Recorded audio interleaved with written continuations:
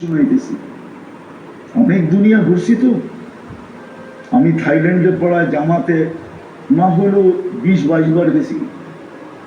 আমি এক জানাজায় ছিলাম একবার, বাপের জানাজা ছেলে পড়াইতেছিল, কিন্তু আল্লাহু আকবার বলতে পারতেছিল না, কান্নারে কানতে, ছেলে আলেম ছিল, কানতে কানতে কানতে কানতে বাপের জানাজা ছেলে পড়ানো, বোঝেন না, আল্লাহু আকবার বলতে পারতেছিল না, কান্নায় ভাঙ্গা পড়তেছিল।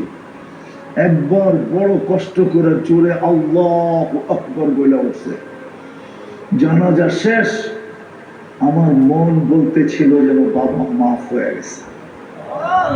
আমি সাথীদেরকে বলতেছিলাম যে আমি জানি না, আমার মন বলে এই বাবাকে আল্লাহ শাস্তি দিবে না। ছেলে আলেম, কলিজার টুকরা নিয়ে গেছে, ঠিক না? বাপ কি কলিজার টুকরা না? মাথার তাজ না? চোখের মণি না? আজকে সমাজে নাও হইতে পারে, কিন্তু একদিন তো বাপ এটাই ছিল, ঠিক না? নিয়ে গেছে যিনি, তার বিরুদ্ধে যাওয়া উচিত ছিল, কিন্তু ছেলে কান্না ধরা, কানসেল বটে, কিন্তু কান্না ধরা শেষমেশ কি বলছে, আল্লাহু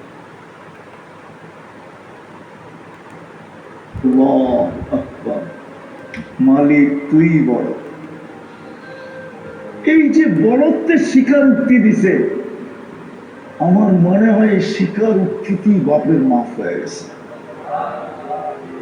সোনার গায়ের মানুষ ইশাখা চলে গেছে, এটাই তার রাজধানী ছিল। যদিও ইশাখার রাজধানী কিন্তু সোনার গা ছিল, সোনার গা। জানেন না? জানেন না? হ্যাঁ, রাজধানী ছিল ইশাখার, ক্যাপিটাল ছিল সোনার গা। ইশাখা চলে গেছে,